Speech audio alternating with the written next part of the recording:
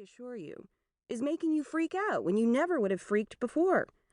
Back in the good old 1990s, you'd at least have waited for your kid to be a few minutes late before the heart-stopping scenarios kicked in. Now anxiety is on speed dial. And so we worry all the time. Is he safe? Is she okay? Did he eat all his baby carrots? Answer, no. And what happens when we don't worry? We're happy. So are our kids.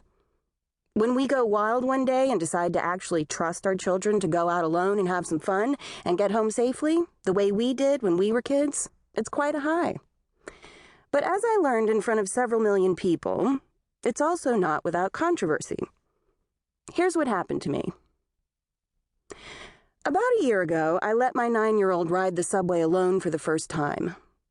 I didn't do it because I was brave, or reckless, or seeking a book contract.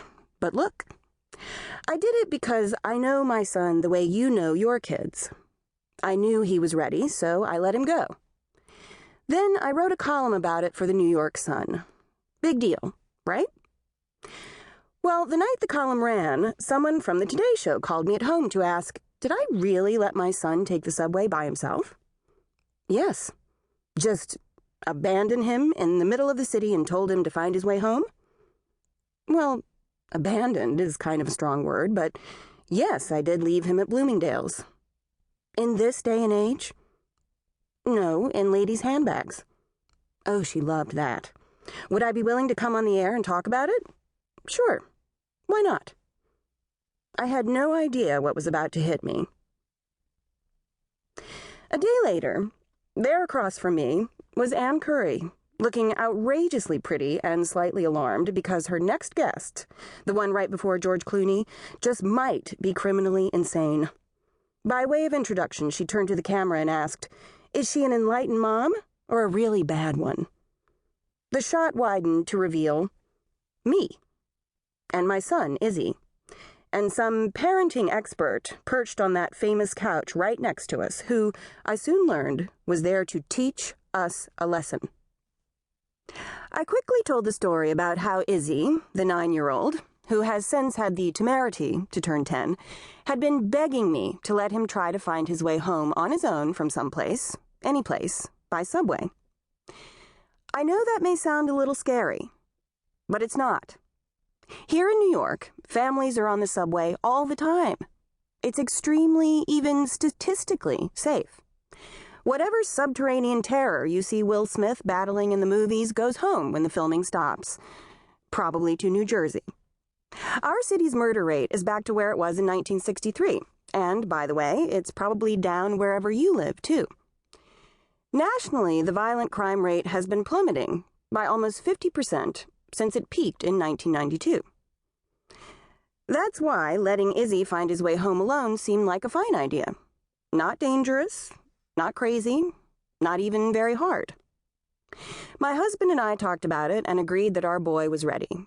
So, on that sunny Sunday when I took him to that big, bright store, I said those words we parents don't say much anymore. Bye-bye. Have fun. I didn't leave him defenseless, of course. I gave him a subway map, a transit card, $20 in case of emergencies, and some quarters to make a call. But no, I did not give him a cell phone, because although I very much trusted him to get himself home, I was a lot less sure he'd get the phone there. And remember, he had quarters. Anyway, it all turned out fine. One subway ride, one bus ride, and 1 hour or so later, my son was back home, proud as a peacock, who happens to take public transportation. I only wrote about his little adventure because when I told the other 4th grade moms at the schoolyard about it, they all said the same thing. You let him what? The more polite said things like, well, that's fine, and I'll let my son do that too, when he's in college. So, back to the Today Show. After Izzy tells Anne, our new best friend, how easy the whole thing was, she turns to the parenting expert, a term I have grown to loathe because this breed seems to exist only to tell us parents what we're doing wrong and why this will warp our kids forever.